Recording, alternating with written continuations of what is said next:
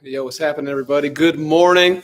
It's 7:55 a.m. here in California, Lake Tahoe to be exactly. It's the last day of my ski trip, so we're actually heading out.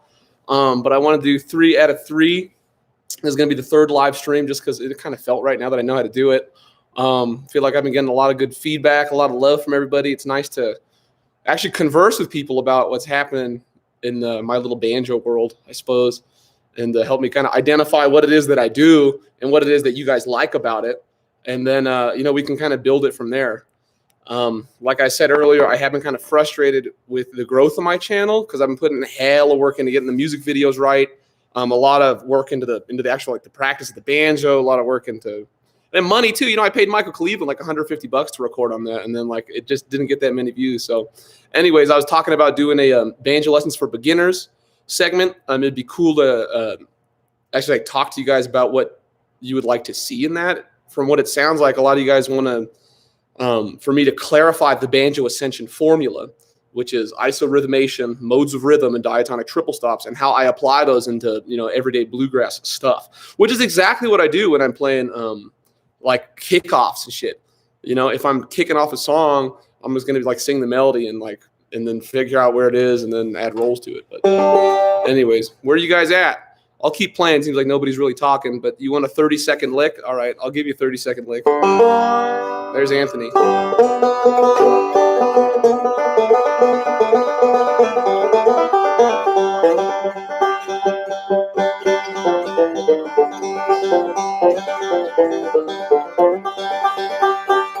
Here's a cool. We got somebody in Virginia. Cool. Here's something I like doing. As far as like line cliches go, as far as backup goes, this is like the ultimate way to play backup, and it's just because it has to do with the constraints of the banjo. For some reason, this voicing, it gets the most sound out of the banjo just because of the way the left hand holds it.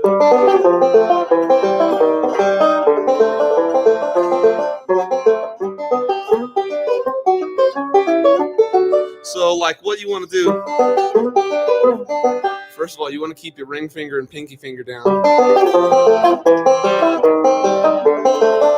And then square rolls.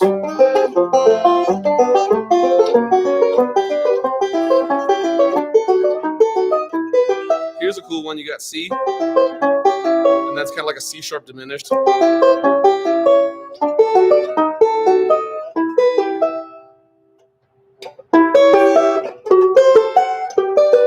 don't know.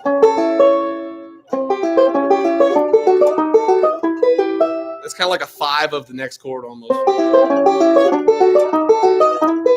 don't know how much you guys are music theory nerds, but it's technically a secondary dominant. They're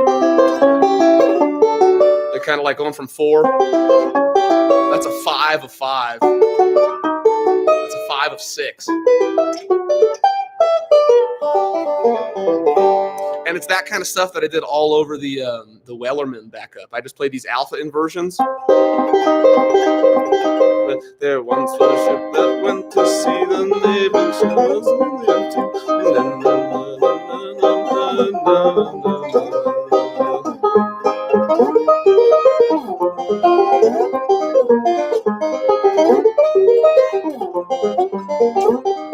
I almost didn't leave those inversions at all.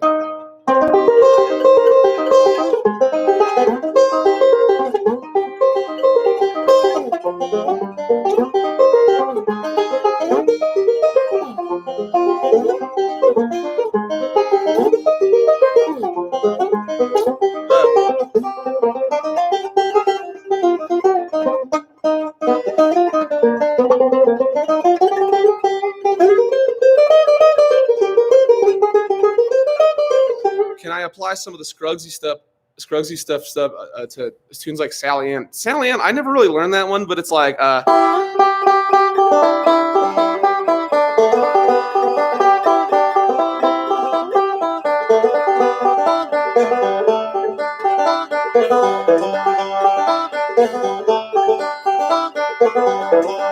I never actually learned that song, but what I'm doing is I'm trying to find the melody, and I know it's like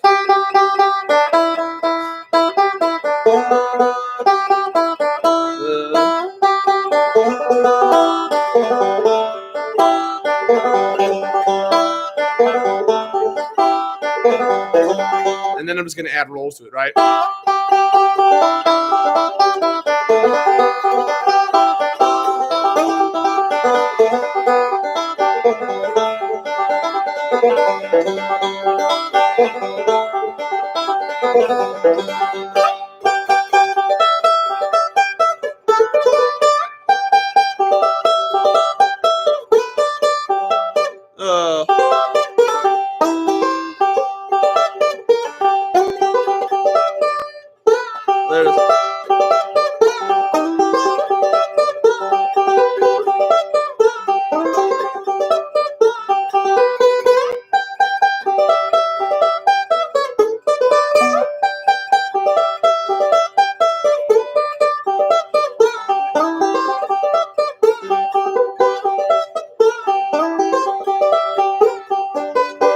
So you can kind of see, like, I did try to isorhythmate the melody there. I limited myself to double stops on the first and second string. I go from and then I know Bela Fleck it does that on the Dreadful Snakes, but I never really learned that tune.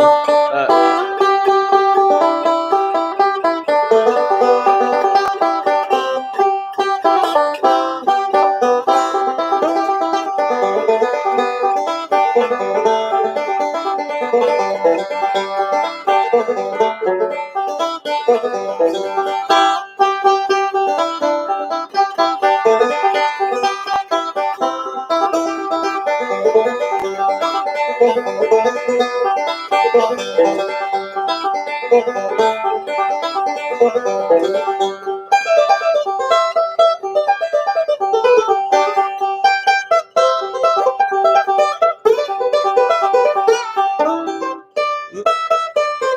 that melody? Huh? No.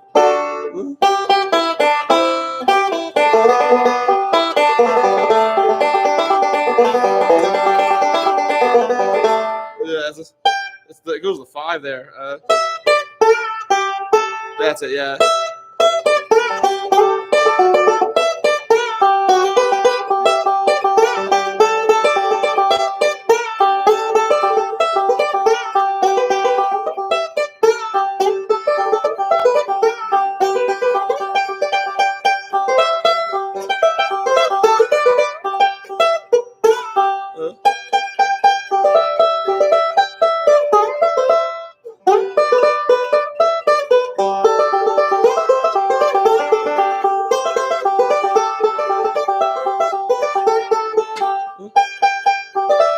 You kind of see what I'm getting at, right?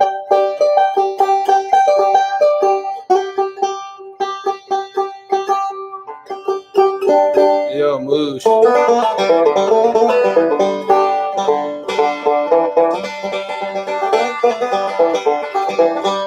know, it's another good one that I've been learning. Actually, I learned this one with a student, but down the road. I got the tab for it somewhere. Let's see. Yeah, there it is. This is a good one. It's kind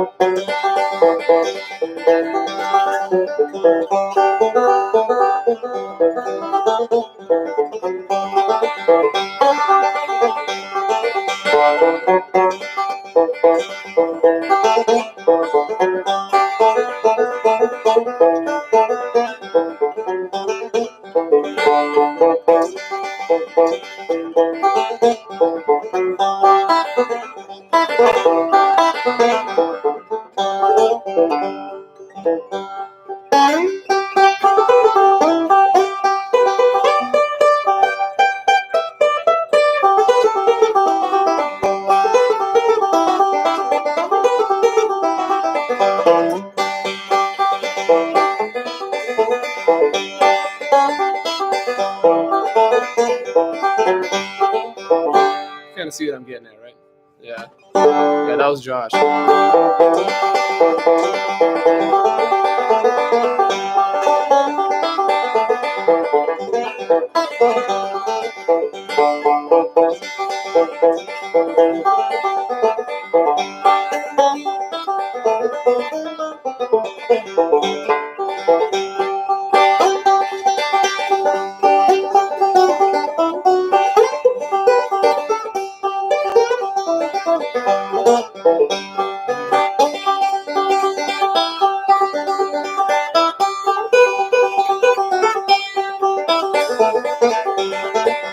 There's a good one.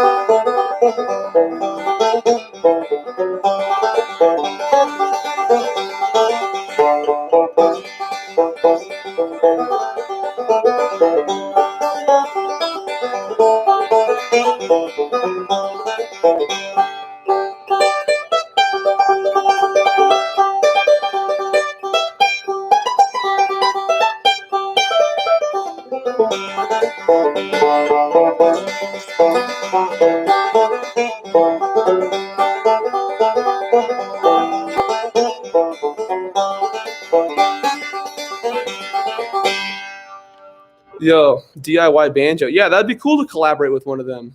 Um, if they invited me, I would do it. Uh, I tend to be a very like pushy person, so I've learned to restrain myself from being like, "Yo, dude, let's do something. Yo, let's do something." I tend to like manipulate the universe and try to make it like become something that it doesn't necessarily want to. And because like, dude, I got like fucking big ass titties in my videos, and I'm from California, and I'm like not white, so I don't know if I'm exactly like the banjo like stereotype that would fit in their videos. You know what I mean? Like my shit like has explosions. I don't know. What I want to do is not necessarily like teach people how to play the banjo, but popularize the banjo. And I guess with you guys, considering that all you guys are more, you're definitely more along the lines of like a banjo searchers. You know, the only way that you guys found me is because you're searching for something, and I just so happen to be have something to offer that's not exactly stereotypical. I mean the thing that I did is that I want to popularize is actually the vocabulary that I invented. If I can get banjo players to understand like to name their roles, I think I will have succeeded. The diatonic triple stops, like, yeah, that's cool. But if people develop a rhythmic vocabulary that if that catches on, I can die happy. So I may die sooner rather than later, but I may die later rather than sooner. I mean, who knows? But yeah. Yeah. Yeah. What's another good one?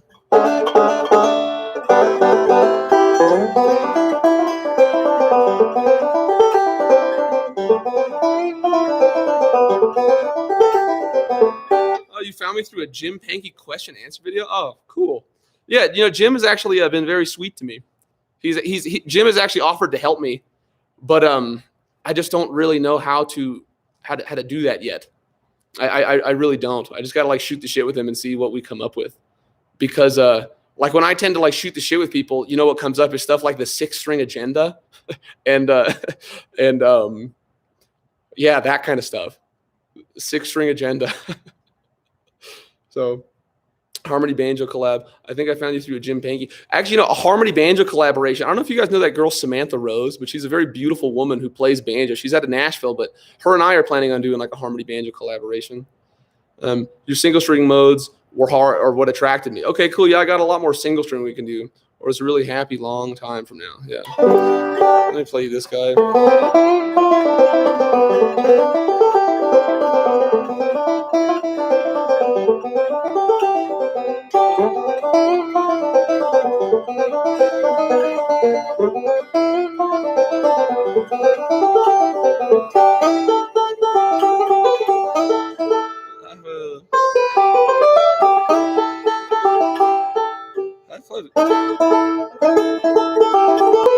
There it is.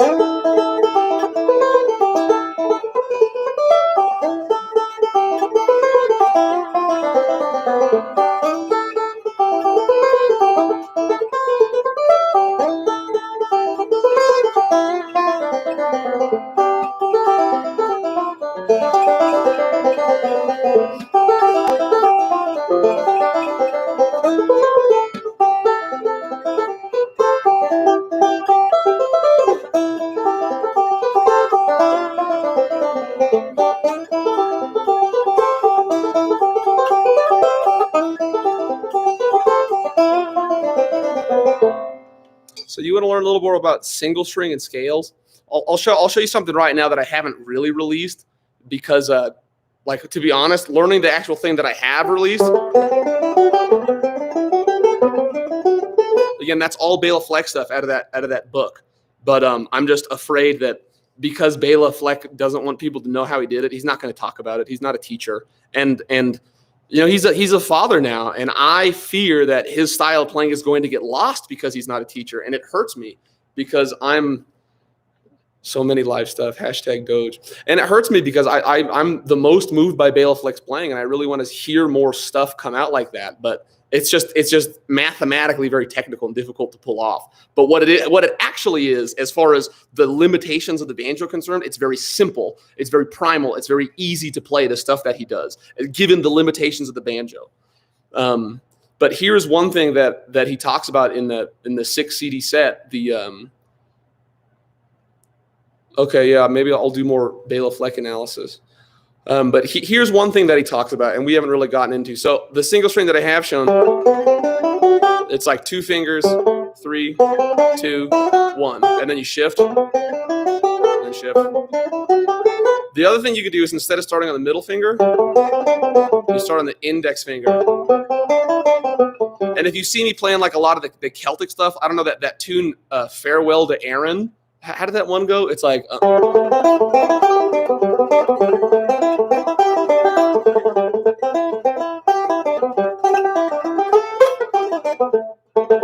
you see my fingers like this. And what that is, as far as like classical guitar technique, and I got it from Bela Fleck, is it's 3 fingers per string. And even though that tune Farewell to Aaron, how does it go?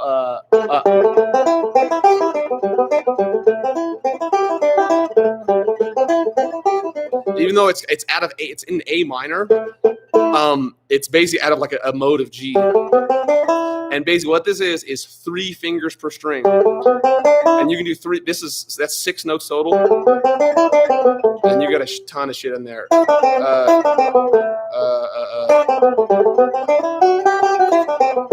kind of cheated there, but let me get back to the lecture here. 3 notes per string. But you can start with 8 notes. So it's an alternate way to play this, which is in my single string video. So you learn all your modes starting on the index finger. So here's your G Ionian, and then your A Dorian. So 1, 1, 2, 3, 1, 2, 3, 1, 2.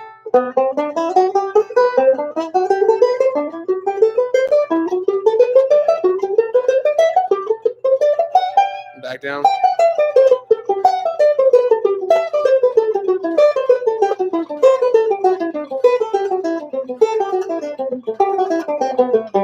And then if you want to go big, what you do is you do 3 notes on every string.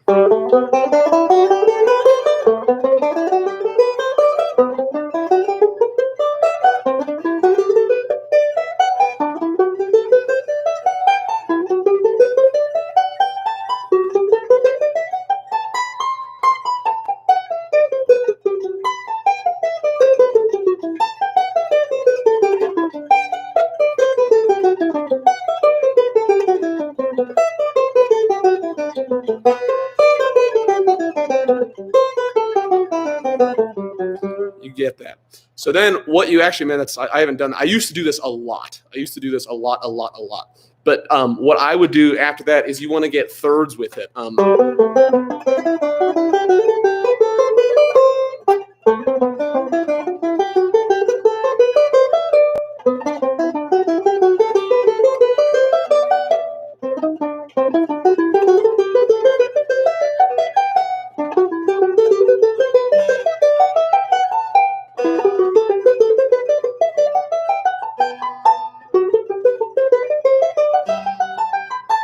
All the way from the bottom of the neck, all the way to the bottom of the neck.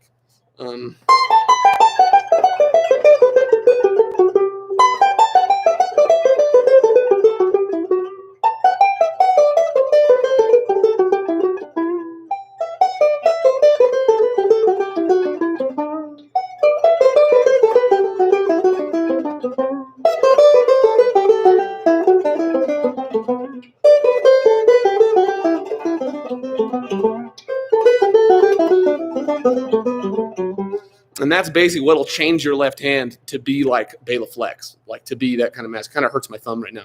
But the next step is, I like doing that Bill Keith pattern.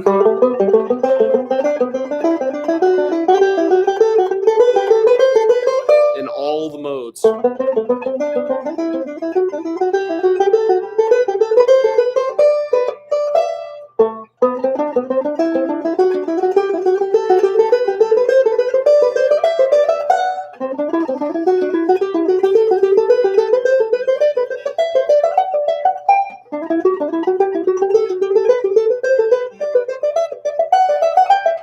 Remember, this is 3 notes per string, all the way from the bottom of the neck all the way to the top of the neck. In this case, in G.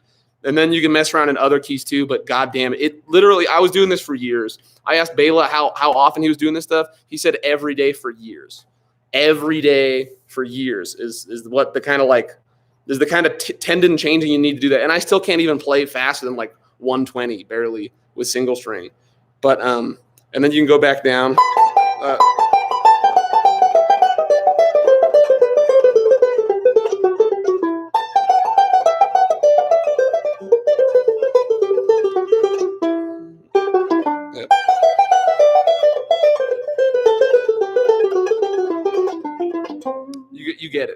You get it. So those are some things I like to do. Other things I like to do are arpeggios. And arpeggios, again, like that Farewell to Aaron.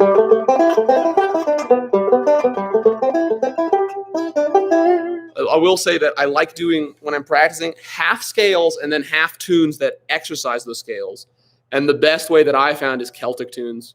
Like bluegrass tunes are cute, but Celtic tunes, it's a different like level of rigor, I suppose. Not as much as classical, not as much as jazz, a little more than bluegrass. And it's very diatonic. And there's something in it, it's in my blood. I found out that that my last name, Meyer, is actually a Visigothic name. Yeah, so like my dad, his blood is Spanish.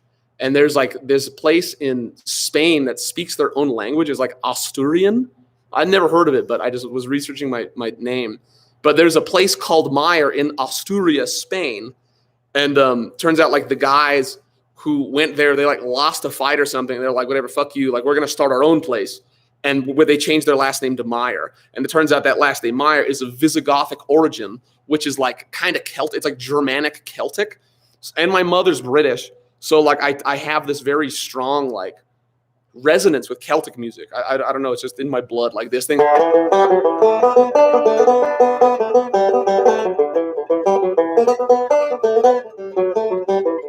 Sounds like going to war. You know what I mean? Just like taking the captured bodies of my enemies, skinning them, turning their skins into drum, like fucking war drum hides, and then fucking banging on them going into battle, dude. So fucking metal. Hell yeah. Anyways, what the hell was I talking about, dude? That was quite a tangent.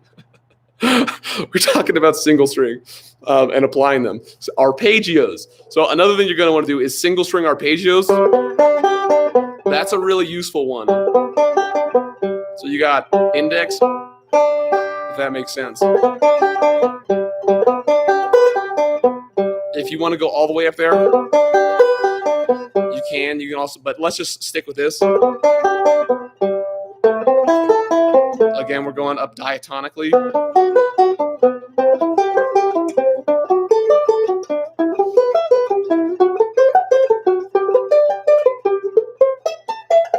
You get extra points for figuring these things out that are very playable. When I was taking lessons with Wes Corbett, he gave me a bunch of stuff that was like just technically impossible to play. Like he wanted me to do arpeggios like this, like.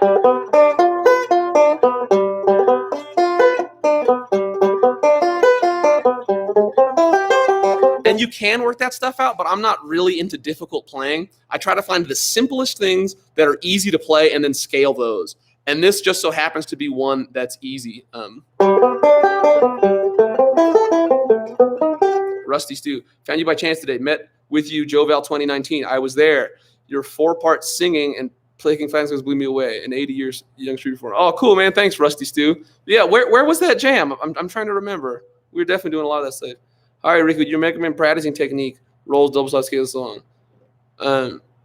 Would you recommend to one practice just things, single, stroke style, melodic one day? Yeah, so how I practice is I'll practice one thing for like 3 months. If you want to practice and you really want to grow, you got to do one thing every day for 3 months. If you're going to work on Scruggs style, only do Scruggs style. If you're going to work on single string, only do single string. If you're going to work on melodic, only do melodic, and you're doing it every day for like 3 months. That's how I do it.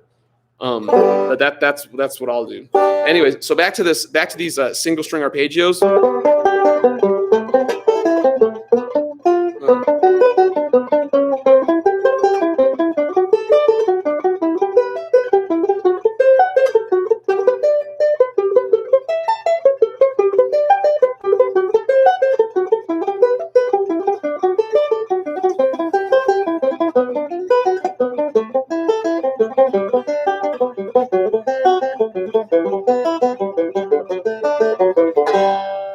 that's just some simple arpeggios.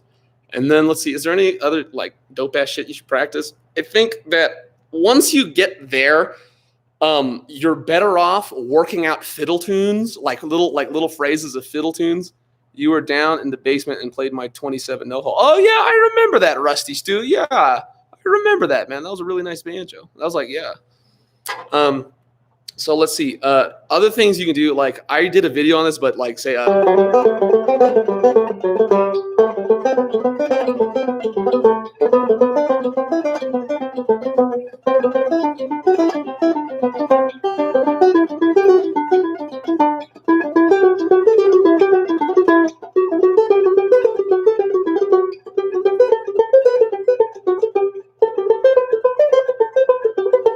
so if you kind of follow what have you thought of doing videos where you lay out a song bare bones and each of the following video add useful techniques? I don't know what you mean. Like bare bones as far as just like adding like a banjo arrangement, or like adding like dobro and fiddle and mandolin to it. But yeah, single string. If you can hear like the kind of development that's happening here, it's all diatonic.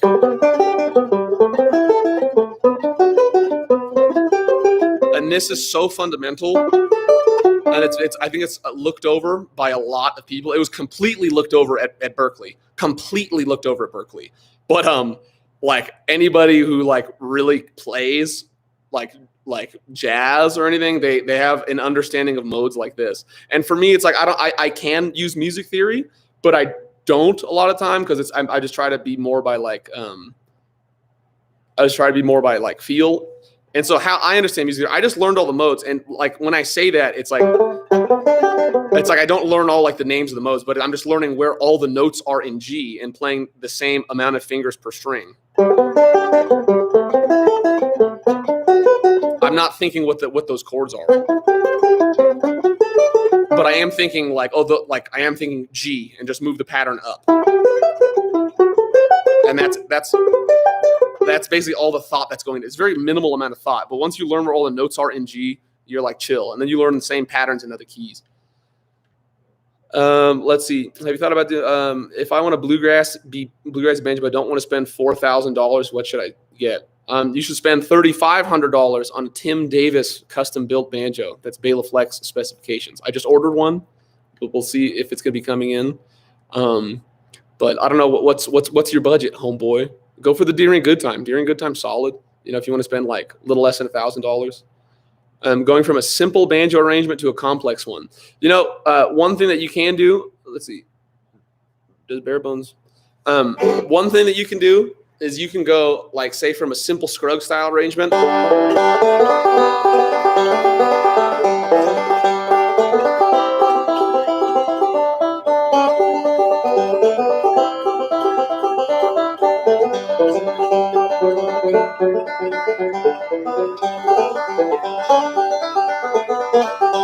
To a more melodic style arrangement.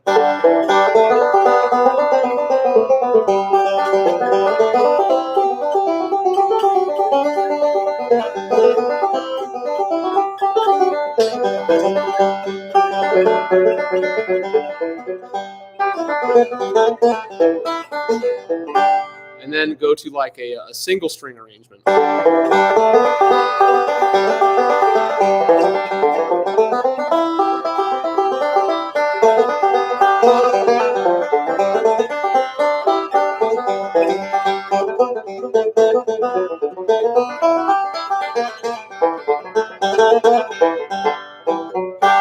And then do that same kind of process up the neck.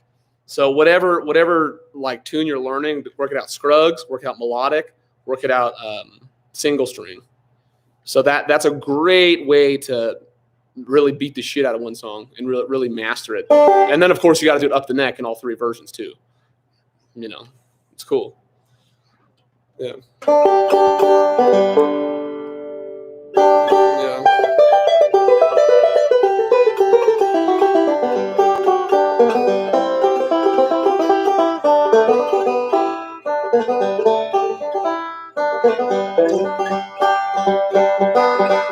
Yeah, one tune that I want to do for the beginner banjo series is Salt Creek. And that's kind of like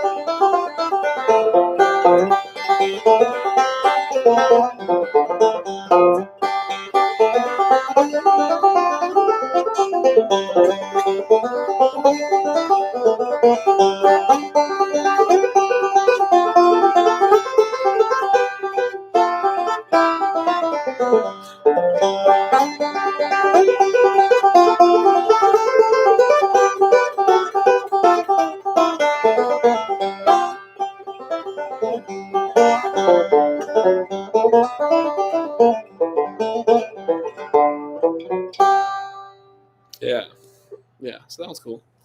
Yeah, yeah, yeah, yeah, yeah. Another thing I haven't really gone over is quadruple stops and how sick this guy is.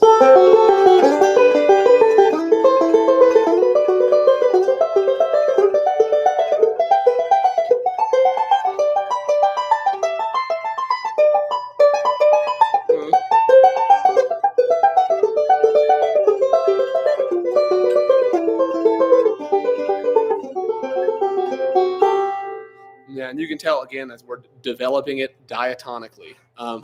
We can do different rolls.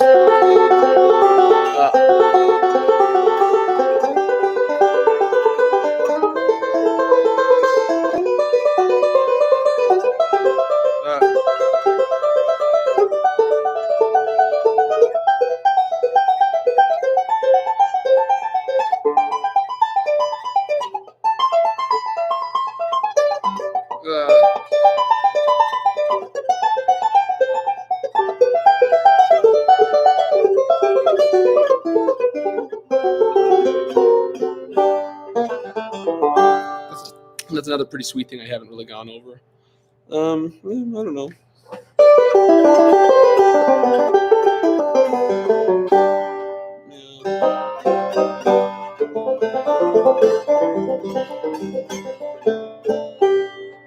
Clinch Mountain backs up. Let me see. It's like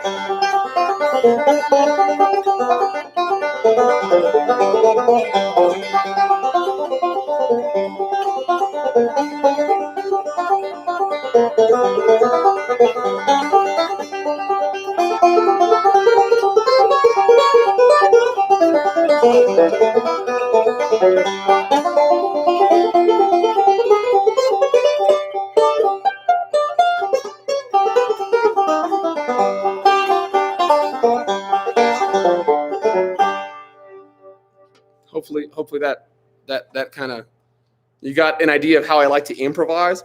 How I like to improvise, it's mostly it's a rhythmic thing. And one thing that kind of came out there that I thought was kind of sick, it was like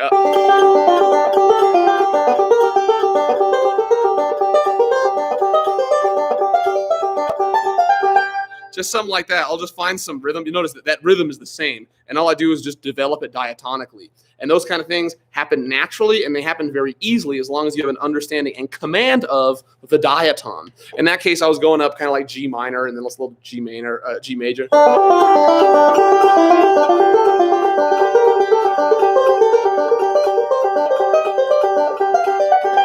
Yeah, it's like.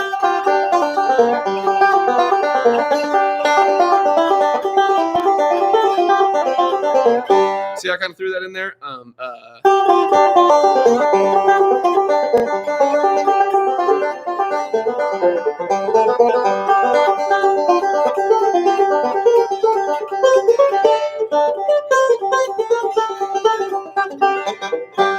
kind of messed it up there, but you get it. Okay, let's see. I got that mustache style. Yo, just for you, baby. Can you tell us more about quadruple stops? Well, a quadruple stop is like a double stop. Instead of playing like a double stop is 2-note chord, a triple stop is like a 3-note chord, a quadruple stop is a 4-note chord. And they just kind of open you up to have a little more flavor in your rolls.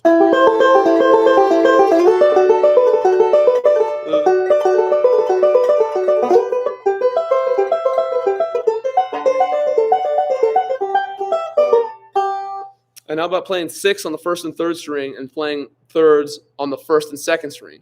Is quadruple stops like doing them both at the same time, plus adding the fifth string up the neck? Yeah, kind of. I mean, in this case, it's not exactly all thirds. There you have kind of like a second. But I let's see, how can I think about this? Here's a sixth, here's a third, and that's a fourth. It depends on how you want to think about it, but it's more important to keep the intervals however you have them. So if you have like those, and you're just gonna move up each note a single scale degree.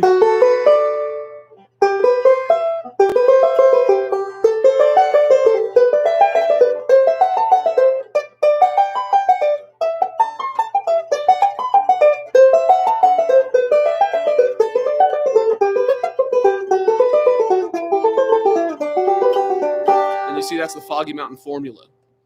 Well, kind of. But you just move up diatonically. I'm not thinking about what those intervals actually are. I'm more thinking, well, this one sounds pretty. And like if I want to analyze it, yes, I know that this is like the sixth of a C chord or like the root of an A minor 7 chord. I don't know. I don't like getting bogged down in theory, but what I do like doing is moving each note up a single scale degree. And if you want to be a bad boy, you can do what we call a suspension, where you just change one of the notes. Like,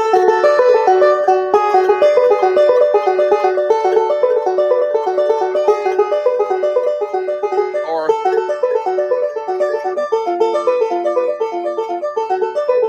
here's a pentuple stop for you.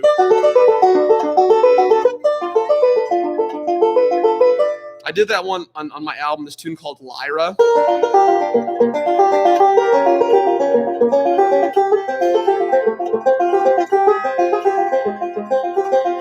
And that's a pretty cool roll. That's a 16-note roll.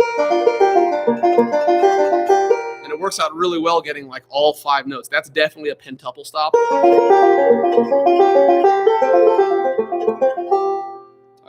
Yeah, Ryan. It's not just the chord tones. It's also it's also diatonic tones. In this case, that's like a 6th chord. Yeah. And like this one, so too could be considered a 6 chord. So too this one, or like a 13, whatever the hell you want to call it. But it's more of a sound rather than like a label, you know.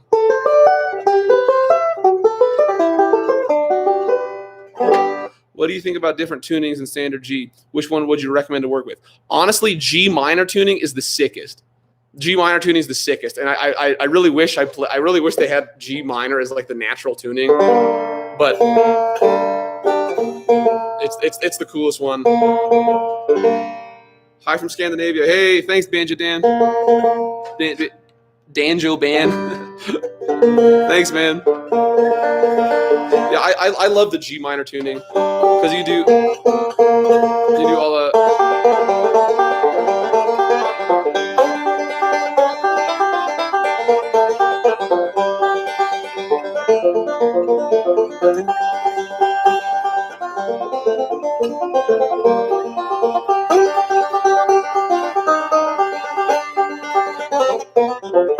Yeah, if there's one thing that I would want to do, it's work out like a tune with G minor melodic style.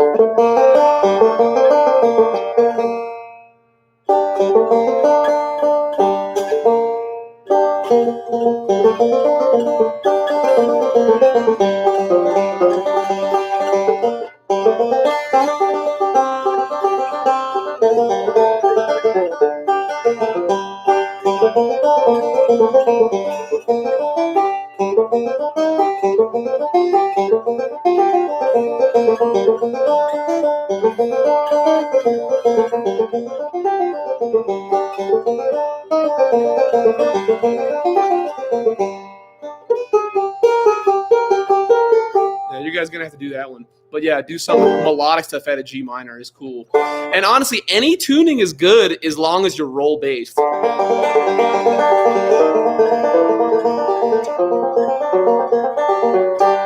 any tuning is cool as long as you're roll based. Dang, that sounds sick. Intimidating to think about having to rethink intervals with different tunings. Yeah, just one string at a time. One string at a time. And honestly, as long as you're roll based, some cool shit will come out. You know?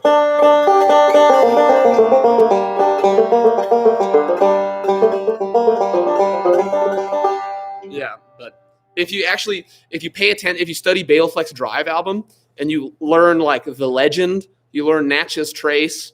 What are some other tunes and different tunings there? Hey, do you have the chords for Alani's Lullaby posted anywhere? No, I don't. I don't actually think in chords. I can, but I don't. It costs a lot more calories to do that. I think about it like, what's the note in what's the melody, and then usually it's just G. You know, it's like dun, dun, dun, dun, dun, G G G G G G G G G G E flat F G. A lot of flat sixes and flat sevens. I do play a lot of flat sixes, and then it goes to the 4. Yeah, it's like.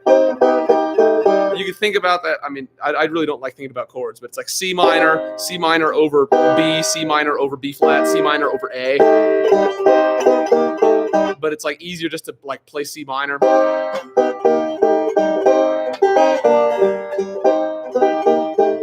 And then E flat, F, G minor. And then this part is just E flat and G minor.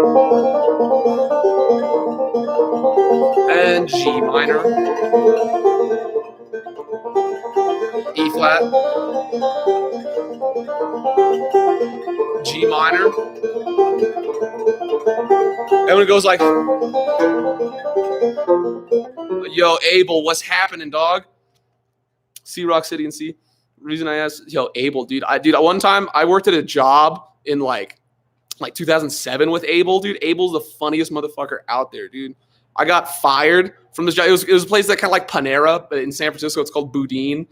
And they had what they would do is like you would order and they'd bring the food out to a letter. You know what I mean? So it's like, oh, like bring the fucking clam chowder out to, you know, B, whatever. You know what I mean? So then with the letters, I wrote on like the breadboard, I wrote like tip me, you sucker, with the stupid letters. And like 5 minutes after I had done it, the vice president of Boudin walks in and I got fired on the spot. Fuck that job, dude. It's a true story, dude. This is a true story. Anyways, anyways, what are the chords of that? So then you have this thing. I would just honestly write it would be like it would be, I don't know what the chords would be, but it'd be over E flat, E, and then over F, and then F sharp. Probably like I don't exactly know what those chords would be. You'd have to mess around with it. The reason I asked is I thought of teaching my kid on the guitar to jam with me. Yeah, you're better at. I mean, you got to figure that one out. I'm not much of a guitar player, and reharmony, that's more of a. That's definitely like a guitar player's kind of job, because the banjo shit, I just play G minor with the melody in it. Like for me, I approach the banjo more from the standpoint of a singer, which means like, what is the melody? The melody is like.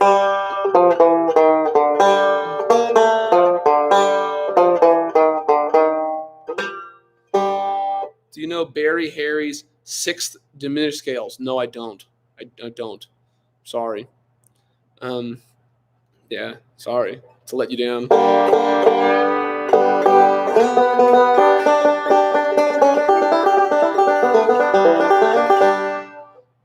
Ooh, that is straight esoteric.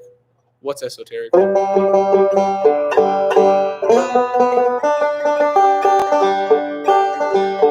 Yo, thanks, Nicholas. Let's see. What's a here's one I wrote a while back that I think is a pretty sweet tune, but it's a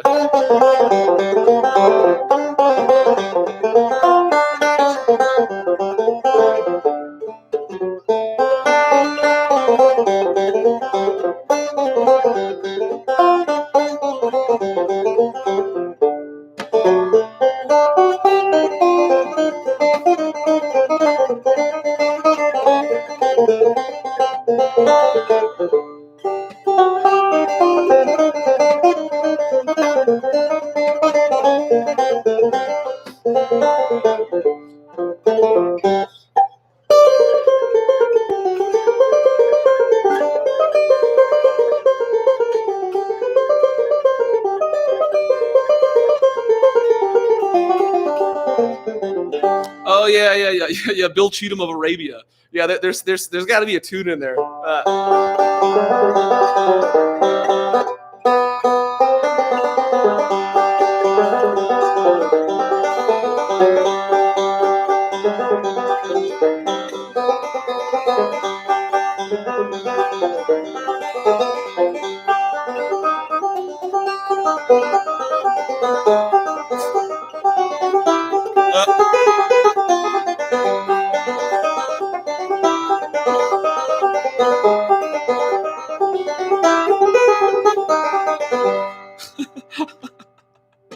Bill Cheatham of Arabia.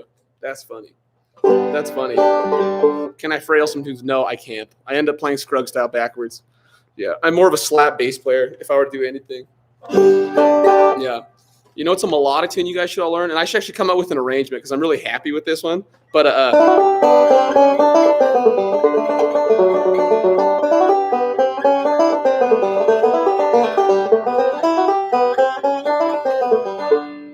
gotta come with that part. But this.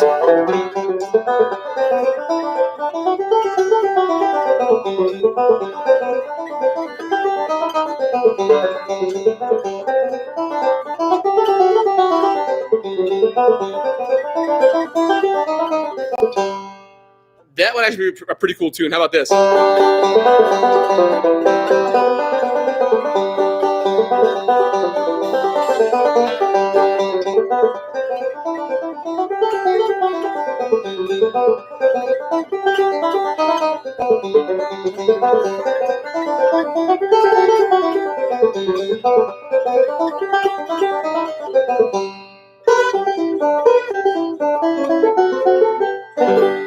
That's a little one you do. You know, I do know Beta Flex Frosty Morning. I do know that.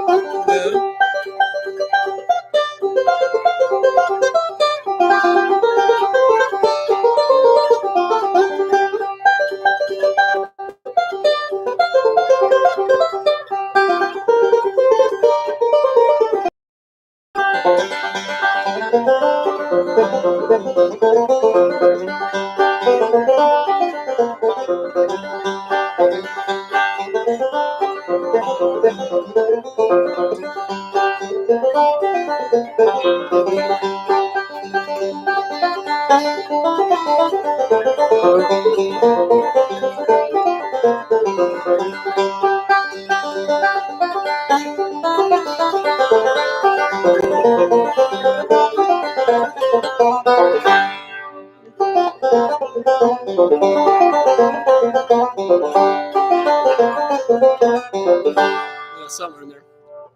Cool, man. DPG rant. Just an idea, Ricky. This would be a simpler. That is a simpler arrangement of his that would be great to apply the ascension analysis to. Yeah, I got to do the ascension analysis. Let's see. But yeah, that's a good one. Another one. I mean, I learned that from his 6 CD set, Banjo Picking Styles, and I think the tune right next to that was this one.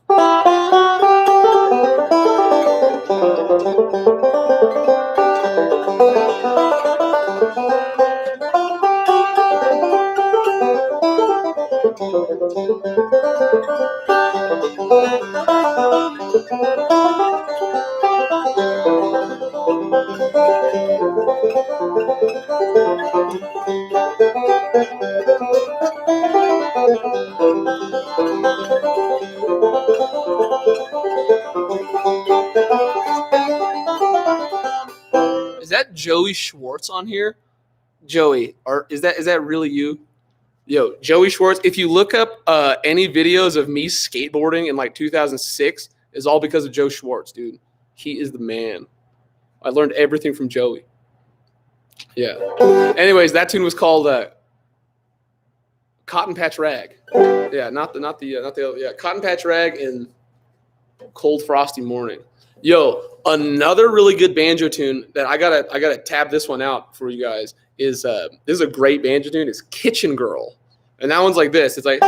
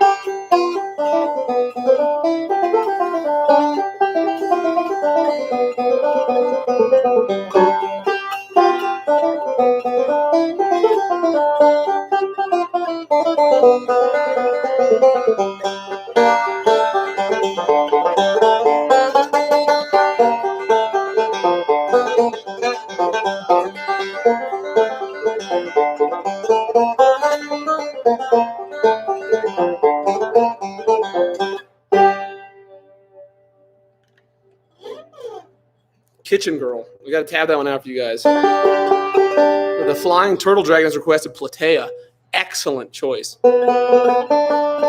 This one is definitely a banjo tune. It's very roll heavy. It's got a little bit of single string, but it's in B minor. And the sick thing about B minor relative to the banjo is it's got these open G strings.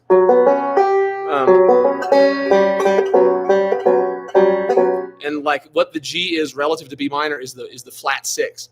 and the flat 6 is probably my favorite interval, just for the way it suspends the chord.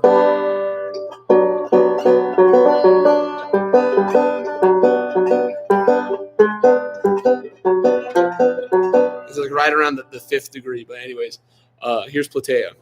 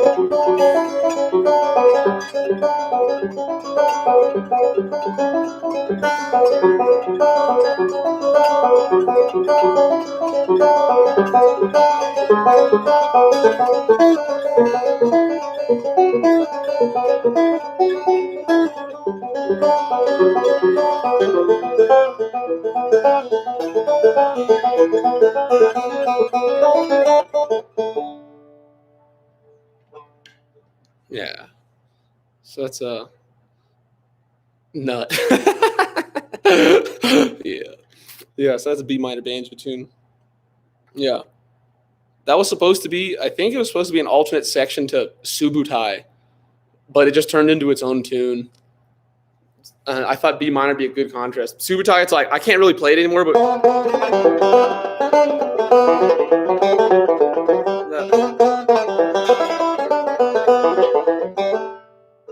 I forget how it goes. And then it's like. And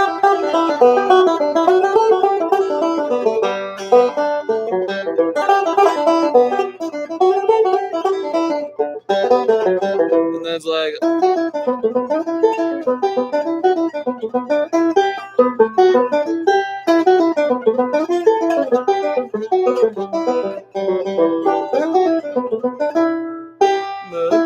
What the fuck?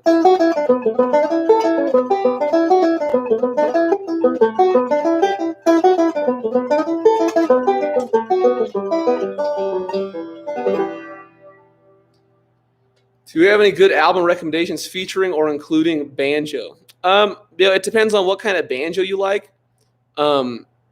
If you like banjo that puts you to sleep, just like look up banjo on YouTube, because I can't stand any of that shit.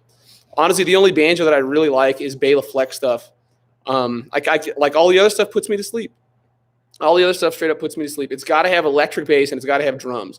Drive is an exception. Tales from the Acoustic Planet is an exception because of Bela's picking style. It's like it's more rhythmic based and it's smooth and dark. And he's just an incredible leader of bands. But as far as if I were to recommend one banjo album, so Blackberry Blossom isn't good enough for you. If there's slap bass and drums, Blackberry Blossom could be good enough for me. You know what I'm saying? But there's something about the ancient tones. I mean, honestly, there's I've got a playlist on Spotify. I wonder if I can actually share this in the chat. But it's like my Bela Fleck to learn, Bela Fleck to learn playlist. My banjo was laughing at me while you played that. Yo, the tab for Platea is on my Patreon. Let me see if I can actually share this. Where is my playlist? Let's see. But the Bela Fleck to learn stuff is some of my favorite Bela Fleck banjo ever. And let me see where this is. I think by far, man, where the hell is this shit? By far one of the most accessible. No, it's not Bluegrass Album, not Rabbin the Log. Steely Dan. No, who the hell listens to Steely Dan? No, oh, here we go. Bela Fleck to learn. Okay, can I share this? Followers too. Let's see. Share. Copy playlist link. Okay, cool. So here you go. Okay, what I just shared with you, it's my Bela to Learn playlist on Spotify. A lot of those songs have had major impact on me, especially, and I think it's in order of like my favorite to like. Well, no, that's not necessarily true, but a lot of this shit is just like so sick. Like the first one, a Celtic medley. I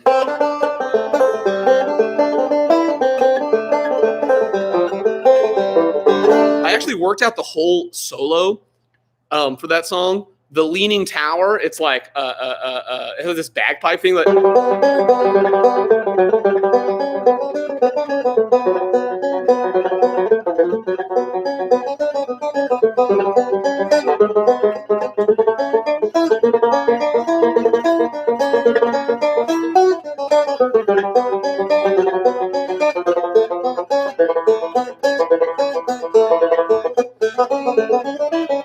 If anybody's listening closely, you can see how I modeled Platea off that harmonic approach.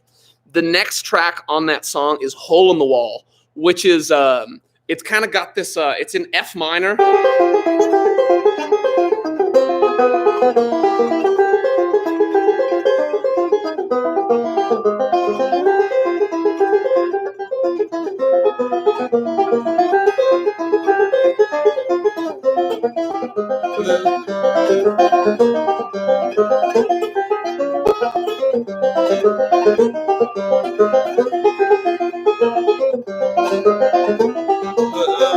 And then it's like,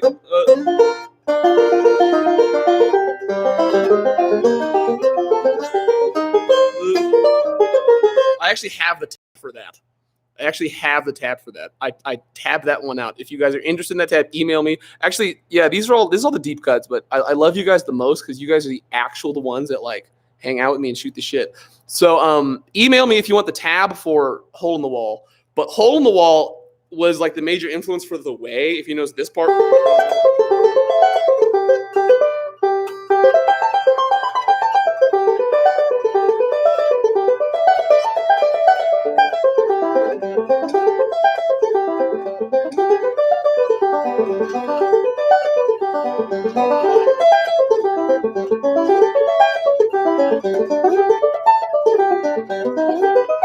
Bela Fleck does something like that on Hole in the Wall, except in F minor. And I tabbed it out. I can't play it. But if you're interested in that tab, email me through the lessons thing on my website, rickymeyer.com/lessons. I'll get that to you. Let's see. What else is on that playlist? Any Foggy Mountain Boys songs? Nah, Abel. Nah. The next one, Jekyll and Hyde. That one has a cool thing in B flat. I never learned that one. Scratch and Sniff.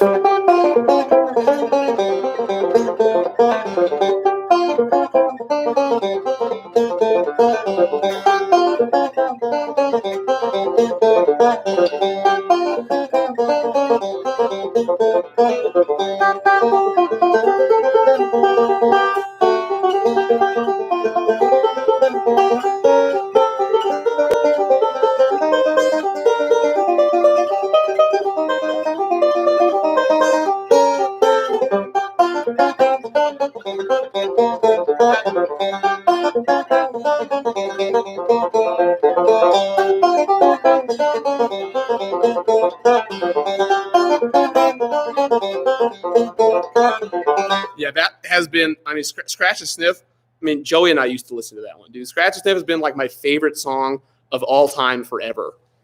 Yeah, Scratch and Sniff is definitely one of my favorites. The next one, Throw Down at the Hoedown, had a lot of impact on me. That one sounds like, it's like,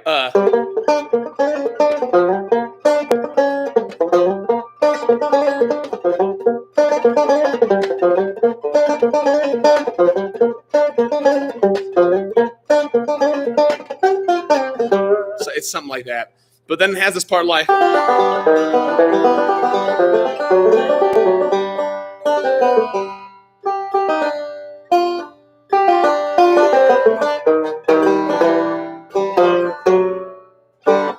Yeah, Stomping Grounds. Yeah, of course Stomping Grounds is on there, dude. Stomping Grounds, I used to perform a lot with my band Cat in the Moon. And that one, I don't think Larry just posted a link to my Banjo Hangout. I hope you. No, Larry, please go ahead. Let me think. Stomping Grounds. Yeah, I haven't tapped down Stomping Grounds, but I played it a lot.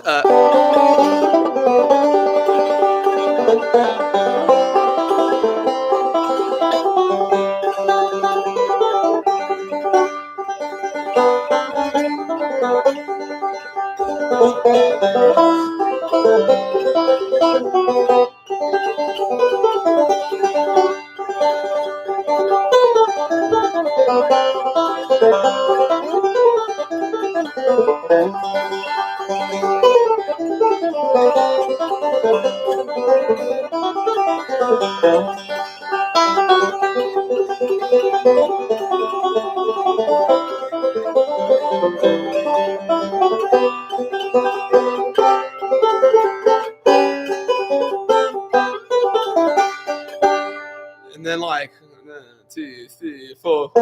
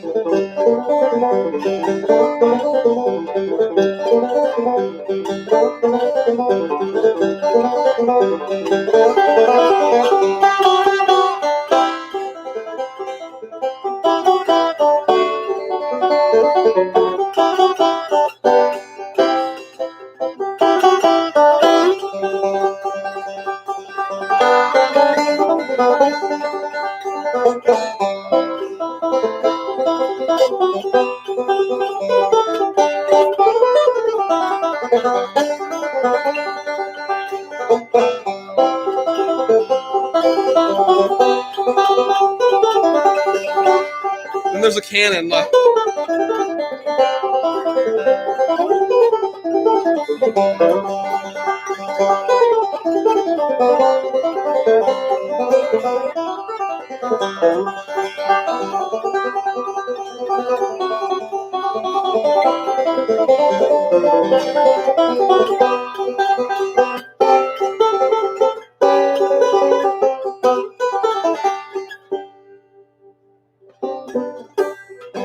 Yeah, Stomping Grounds I played a lot. There's that one hot ass lick. Yeah. Yeah, that's a good one.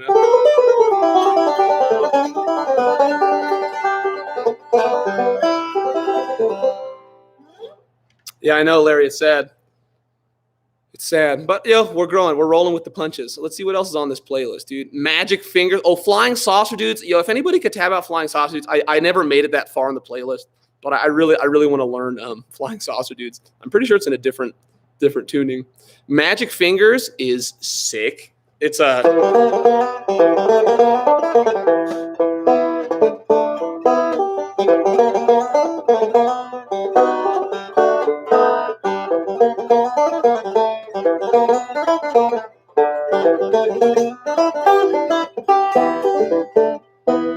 Yeah, I haven't learned all of Magic Fingers, but that's a cool one.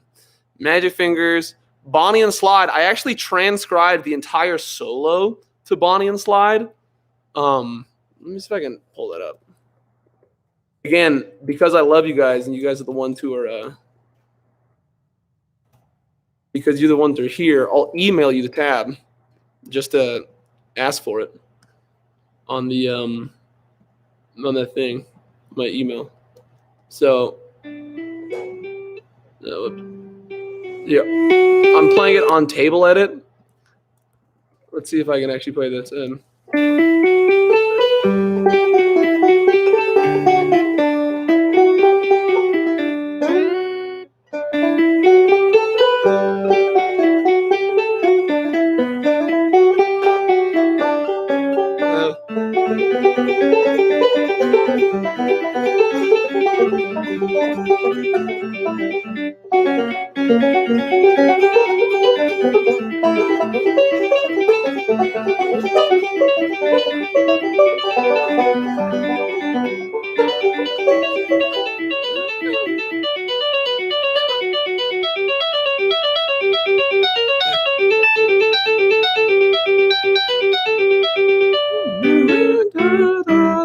Yeah, so it has this whole section. I don't know, can you guys hear that?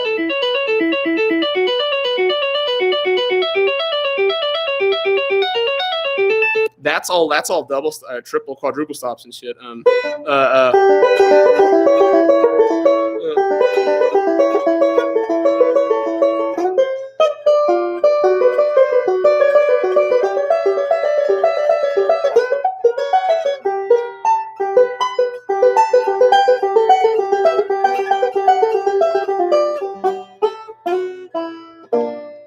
Yeah. So anyway, that's the Bonnie and Slide solo. I tabbed that one a while back. Reverie is heart. French Pro. Yo, thank you. Yeah, funny story behind the Christmas tree. I told this past 2 days, but I'm actually in Lake Tahoe right now. I don't live here, but I ski here, and I met some dude at the ski lift who I ended up getting along with really well. His name is actually Ricky, and he let me crash at his place, and I've been here for a week and a half. Turns out the place is fucking fat, dude, and he leaves the Christmas tree up all year. So he left. So it's just me and my girlfriend hanging out here, and I'm just like, chilling with you guys. So welcome to the family. You know what I'm saying? Let's see what else is on there. Yeehaw Factor. I still got to learn the solo. Sex in the Pan. I definitely did. That's a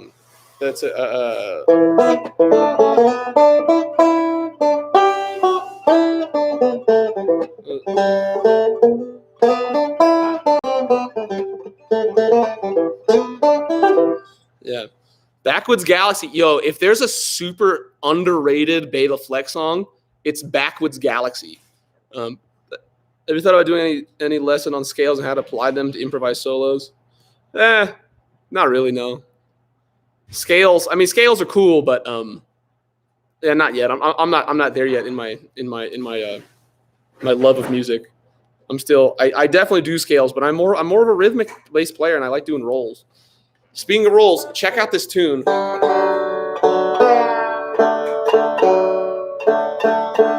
It's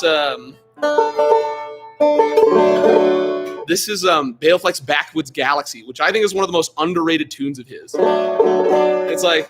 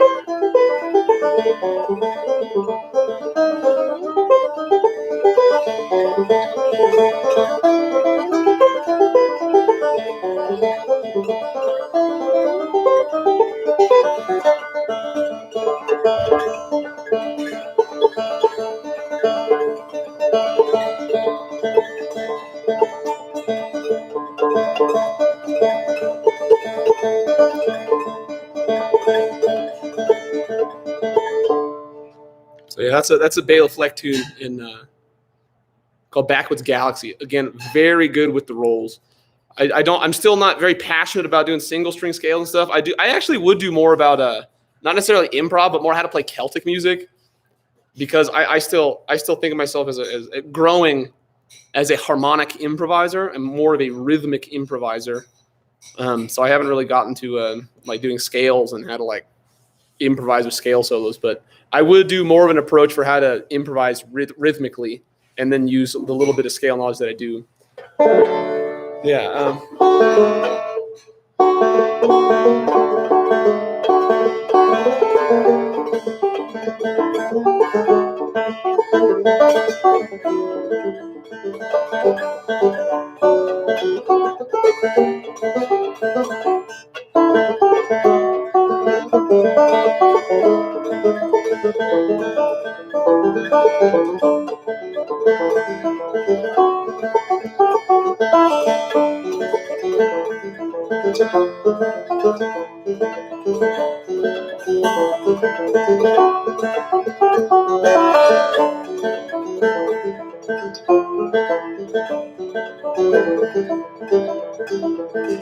I kind of forget how that song goes, but whatever.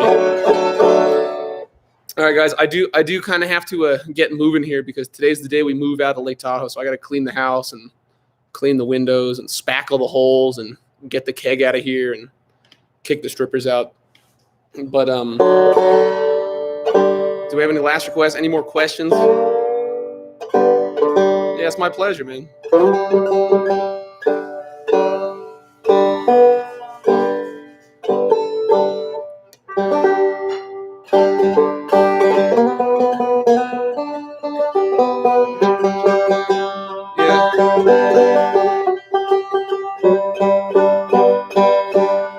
This stream was my hangover cure. Yeah.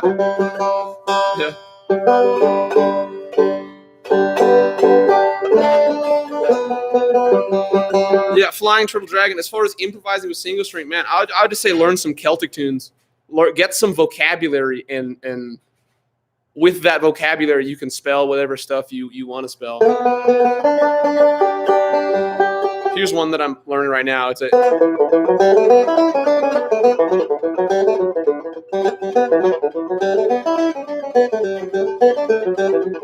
Hey, Lauren, Ed G wants to know what banjo tune is the most attractive to women. She says, "Oh God, there's so many to choose from. Yeah. It's kind of difficult." She says, I get really turned on by the Celtic shit. She gets turned on by the Celtic shit. Yo. So that touches the soul. I'm telling you. It's in all of us. Before you go, tell us a joke.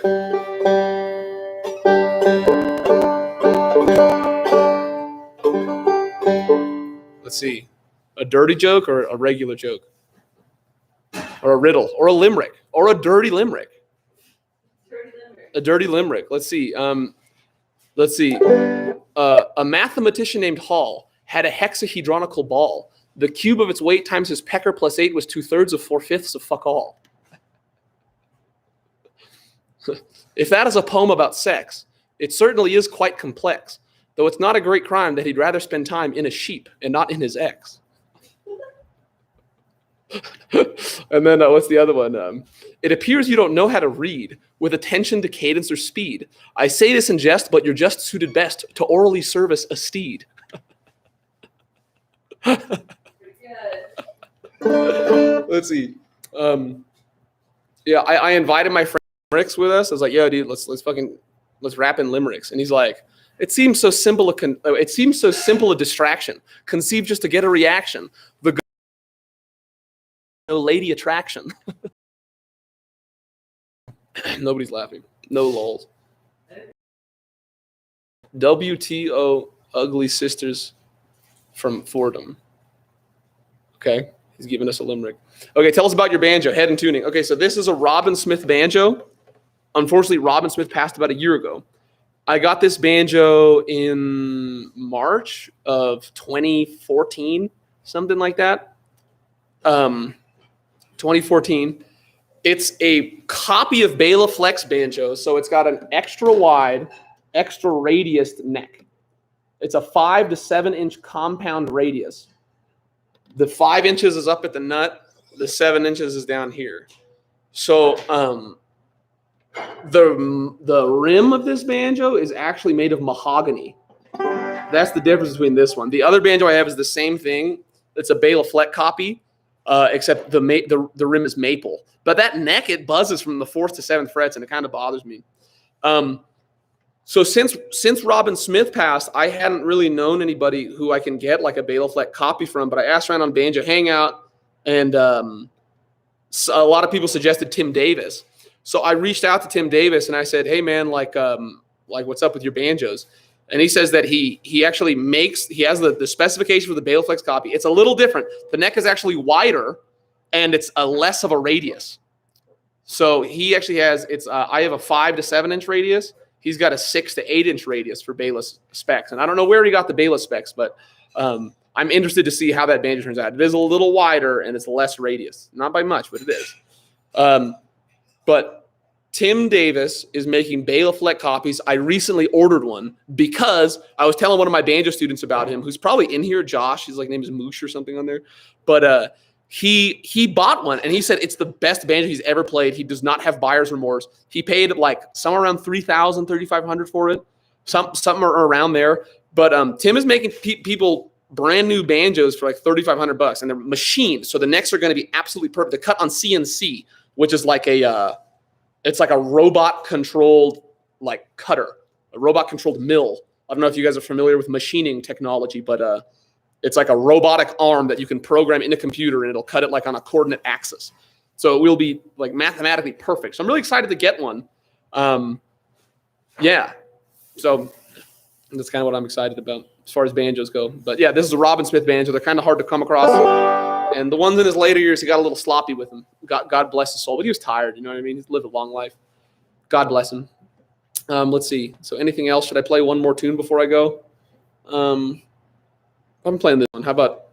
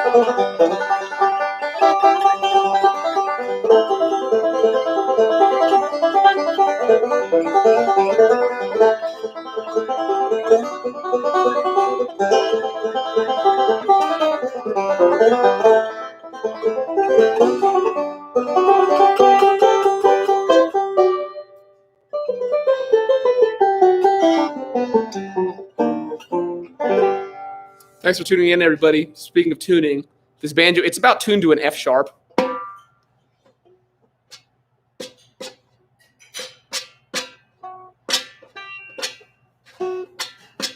Yeah, it's about tuned to an F sharp, but I think it's different for every banjo. I tune it to where it's just right. I don't subscribe to whatever note it is. I keep messing around with it until it's right. And right now, it's about an F sharp. Yeah, it's not too tight, not too loose is where I like it. But that's just me. I'm a tinkerer. Yeah, smack that like button. Yo, my boy just reminded me to smack that like button. Leave a comment and hit subscribe for more fly banjo content. Honestly, you guys are my number ones. Thank you so much for tuning in. It's because of people like you that make me want to commit to this thing, and it's honestly because of people like you. I'm really interested in hearing your opinions, so I can grow my channel in more of a relevant way. And yeah, I'm almost done with this ski trip. and then I'm gonna get back to making videos and shit, so you guys can, you know, I don't know. So I just like grow the channel. You know, you guys are here. I'm here to hook you up. Like I said, any of those tabs that I mentioned, you could email me from the rickymeyer.com/lessons and I'll get back to you. So much love, guys. I got to clean this house and then get out of here. I love you. Peace out.